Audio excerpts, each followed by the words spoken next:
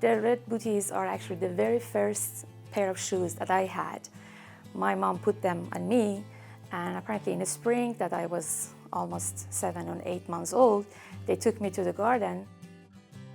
It was a huge garden next to the old house that we were living in. And we spent pretty much all our childhood in that garden. I mean, it was the only hobby for me and my sister. When I bought my first house in Canada, I thought, okay, this is my house. I have to make it my home. So I planted a sour cherry tree in my backyard, so these red booties can have a place again. They remind me where I come from. You know, immigrants don't have much of all this stuff. They are all about the future. But I had these red booties. They remind me of who I am, where I came from, and why I am here. When I saw the gold Adidas shoes, I thought, oh my God, it's so fancy because it's gold, shiny, but at the same time it's comfortable. I am a Roma from Hungary. A lot of times I got bullied because my dress, my culture and my tradition, so I couldn't really wear my tradition clothes or speak on the Roma language, so I decided that I will wear the comfortable clothes and the comfortable shoes to run away from the bullies. When I came to Canada, the gold Adidas on my feet because I was thinking that I didn't have to run away from anymore. I thought that I have to run forward my new beginning in a safe country where I can be a Roma. I call them my freedom shoes because they help me achieve, something that I thought that I couldn't achieve. In Saudi Arabia, where there was not much freedom, and I was wearing high heels, I was trying to be somebody else.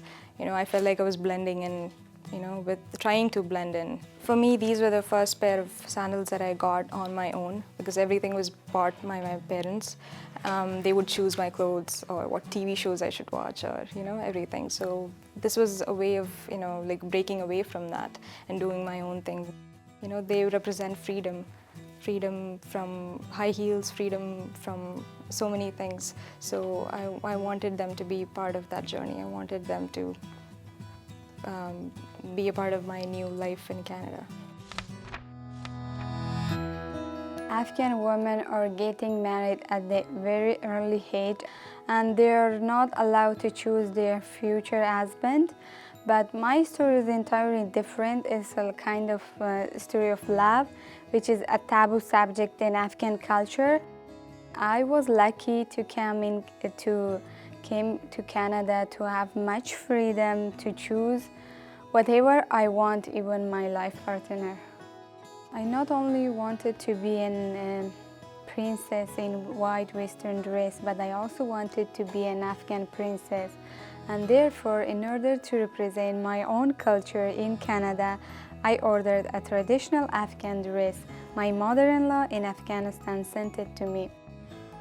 But the surprise thing was that tacked into the package was a surprise from my prince. A pair of beautiful, multicolored and traditional sandals called paisars. In my wedding day, I had debated with my mother whether I should wear an high heel, but then I thought, no, I will go for my paisars.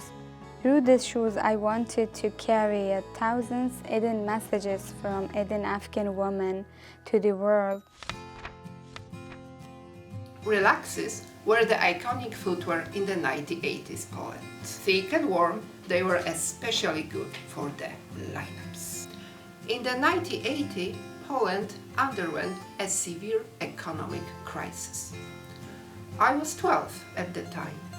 Aside reading, walking and cycling, my favorite pastime was standing in long lineups. I love lineups because of the conversations I heard. When communism had collapsed in Poland, our stores filled up and lineups disappeared. I was sad. When I decided to emigrate to Canada, I had to be interviewed in the Canadian consulate in Warsaw. I was surprised to see a huge lineup in front of it. I learned more about Canada that day that I could have from the best tourist guide.